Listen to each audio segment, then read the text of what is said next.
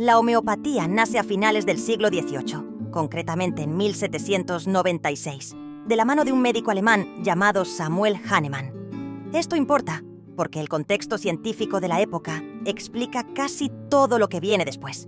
En ese momento la medicina era rudimentaria y muchas prácticas eran directamente dañinas. Sangrías, purgas agresivas, metales tóxicos en dosis altas. Hahnemann estaba descontento con la medicina de su tiempo, y con razón. Buscaba un sistema que fuera menos brutal y más suave con el paciente. Durante la traducción de un texto médico sobre la quina, usada contra la malaria, Hahnemann decidió ingerirla estando sano. Observó que le producía síntomas parecidos a los de la malaria. A partir de esa experiencia formuló su idea central. Una sustancia que provoca ciertos síntomas en una persona sana puede curar esos mismos síntomas en una persona enferma. A esto lo llamó similia similibus curentur, o lo similar cura lo similar. Desde ahí, Hahnemann comenzó a experimentar con distintas sustancias en personas sanas, registrando todo tipo de sensaciones y síntomas subjetivos. Estos experimentos se conocieron como patogenesias o pruebas en sanos. No seguían controles, no había grupos comparativos ni mediciones objetivas. Eran registros personales y testimoniales. Con el tiempo, Hahnemann introdujo otra idea clave: la dilución. Observó que al reducir la cantidad de sustancia, los efectos adversos disminuían. En lugar de interpretar esto como una pérdida de efecto, postuló lo contrario, que la dilución aumentaba la potencia terapéutica. Para reforzar esta idea, añadió la sucusión, una agitación vigorosa en cada paso de dilución, que supuestamente activaba la sustancia. Así se consolidó el sistema homeopático, que descansa sobre varios postulados centrales. Primero, la enfermedad no es un problema localizado o mecánico, sino una alteración de una fuerza vital que gobierna el organismo. Esa fuerza vital no es medible, observable ni definida en términos fisiológicos. Segundo, los remedios homeopáticos actúan no por la cantidad de sustancia presente, sino por una supuesta información o esencia transmitida al agua o al alcohol durante el proceso de dilución y sucusión. Tercero, cuanto mayor es la dilución, mayor es la potencia del remedio, incluso cuando ya no queda ninguna molécula de la sustancia original. Cuarto, el tratamiento debe ser individualizado. No se trata a la enfermedad, sino al paciente. Dos personas con el mismo diagnóstico pueden recibir remedios completamente distintos según su perfil físico y emocional. Quinto, la evolución del tratamiento se evalúa principalmente por cambios subjetivos, sensaciones, estados de ánimo, percepciones corporales. Un empeoramiento inicial puede interpretarse como una señal positiva de que el remedio está actuando. Este conjunto de ideas forma un sistema cerrado, coherente consigo mismo, pero independiente del desarrollo posterior de la biología, la química y la física. La homeopatía se mantiene hoy esencialmente igual a como fue concebida hace más de 2 siglos. ¿Funciona? Bueno, la respuesta puede ser más compleja que sí o no. No hay estudios concluyentes y... Ok, no, es broma. No funciona. Vamos a ver por qué. La homeopatía es un sistema terapéutico formulado a finales del siglo XVIII por Samuel Hahnemann, cuya estructura teórica se apoya en 2 postulados centrales. El principio de similitud, según el cual una sustancia capaz de inducir síntomas en un individuo sano puede tratar esos mismos síntomas en un individuo enfermo.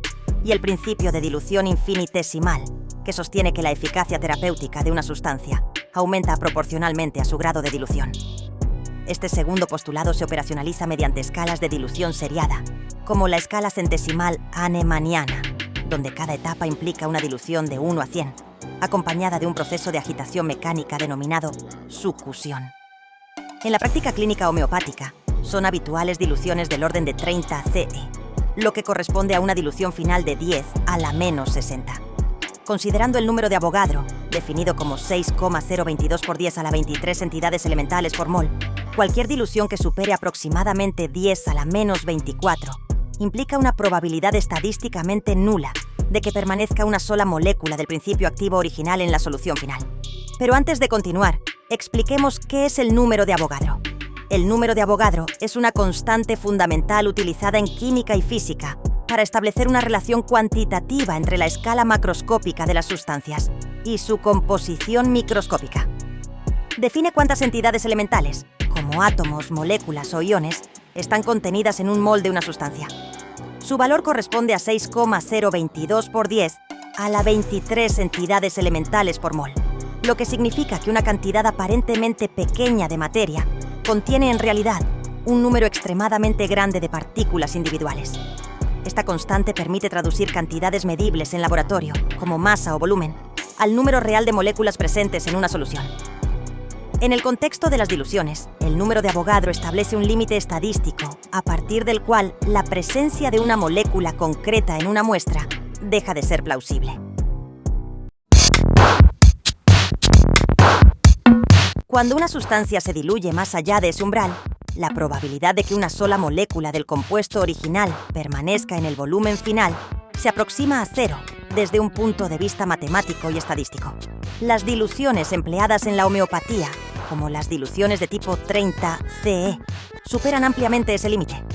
Una dilución final equivalente a 10 a la menos 60 implica que el volumen total de disolvente es tan grande en relación con la cantidad inicial de sustancia, que incluso partiendo de una muestra macroscópica del compuesto original, el número esperado de moléculas remanentes en el preparado final es inferior a una unidad. En términos prácticos, esto significa que el preparado no contiene moléculas del principio activo, no por una limitación técnica de medición, sino porque dichas moléculas no están presentes. Las mediciones y órdenes de magnitud mencionados no representan aproximaciones vagas ni estimaciones arbitrarias, sino consecuencias directas de la aritmética molecular y de la definición del mol. La ausencia de principio activo en este contexto no es un problema instrumental, ni una falta de sensibilidad analítica, sino un resultado inevitable de la propia escala de dilución aplicada. Bajo estas condiciones, el preparado resultante es químicamente equivalente al disolvente y no presenta diferencias estructurales detectables atribuibles a la sustancia original, según los modelos aceptados de química física y análisis molecular. Este marco cuantitativo es el que permite evaluar de forma objetiva las afirmaciones sobre diluciones extremas y sus supuestos efectos, ya que proporciona un criterio claro y verificable sobre la presencia o ausencia de materia a nivel molecular. Por tanto, desde un punto de vista químico, los preparados homeopáticos de alta dilución no contienen principio activo identificable y son indistinguibles a nivel molecular del disolvente utilizado, ya sea agua, etanol o un soporte sólido como lactosa o sacarosa. Para salvar esta ausencia material del agente terapéutico, la teoría homeopática introduce el concepto de memoria del agua, una hipótesis según la cual el disolvente sería capaz de retener información estructural o energética de las sustancias con las que ha estado en contacto previamente. Sin embargo, esta hipótesis carece de un mecanismo físico-químico compatible con el conocimiento actual sobre la estructura molecular del agua, cuyos enlaces de hidrógeno presentan dinámicas de reorganización del orden de los femtosegundos, es decir, escalas temporales extremadamente breves.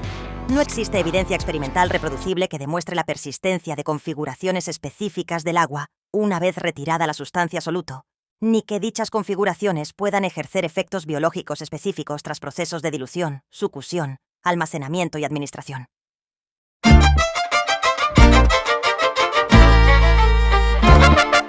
Desde el punto de vista de la farmacología, la homeopatía tampoco cumple con los criterios fundamentales de relación dosis-respuesta.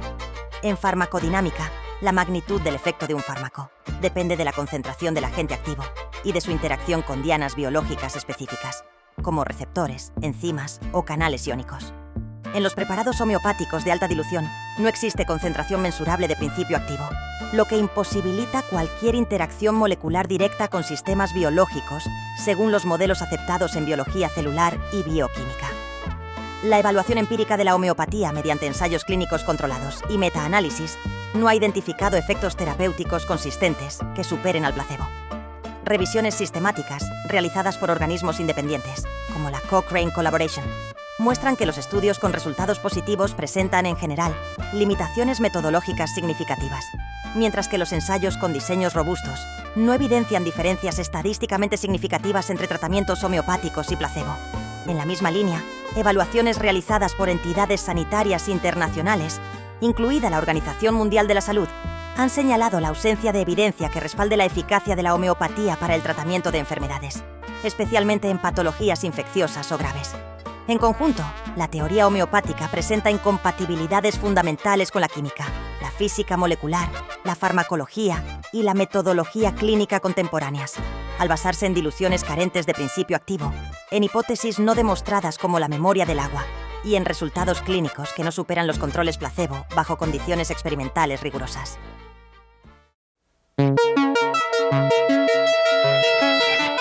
Este vídeo no está hecho para convencer a quienes ya creen en la homeopatía. El criterio es costoso, cognitivamente incómodo, y el cerebro humano suele preferir la comodidad de una creencia estable antes que la fricción de revisarla. De hecho, muchos, incluso antes de llegar a este punto, ya están formulando el argumento habitual. ¿Y dónde están los estudios que respalden lo que dices?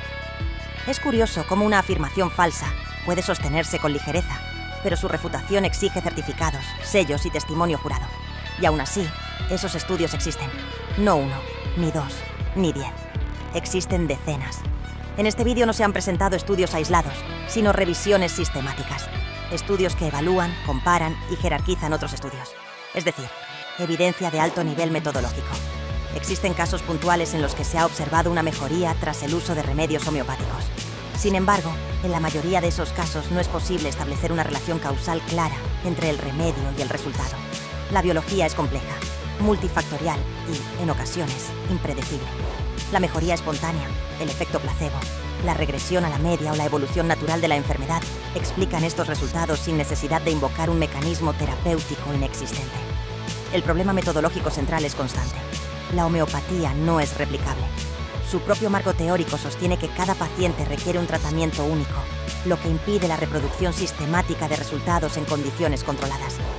Esto hace imposible verificar de forma fiable su eficacia. Los estudios que reportan efectos positivos suelen presentar deficiencias metodológicas claras y sesgos de interpretación, incurriendo en una falacia similar a la del francotirador de Texas. Se selecciona el resultado favorable y luego se construye la explicación alrededor de él, ignorando el resto de variables que pudieron influir en la mejoría. Desde el plano físico-químico, conceptos básicos como el número de Avogadro bastan para invalidar el fundamento material de la homeopatía.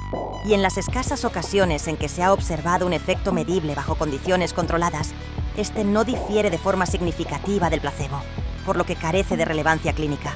Y desde luego, no puede sustituir a la medicina basada en evidencia. Las conclusiones de la literatura son consistentes. Bem, en 2014, señala que las medidas de dolor sensorial, afectivo o depresión no mostraron diferencias significativas respecto al placebo.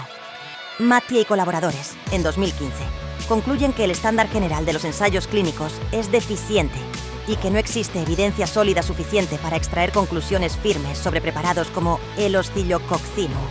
Finalmente, la tabla 1 de la revisión sistemática de revisiones sistemáticas de la homeopatía analiza el célebre metaanálisis de Klaus Linde y colaboradores, publicado en los años 90, que en su momento fue interpretado como indicio de un efecto más allá del placebo. Los reanálisis posteriores son claros. Cuanto mayor es el rigor metodológico de los ensayos, menor es el tamaño del efecto observado, hasta volverse estadísticamente insignificante. Uno de estos reanálisis atribuye el resultado positivo inicial, en gran medida, al sesgo de publicación, una posibilidad que los propios autores originales habían considerado y posteriormente reconocido como debilitante para sus conclusiones. Ese es el estado real de la evidencia, sin retórica, sin opiniones, sin fe. La homeopatía no funciona.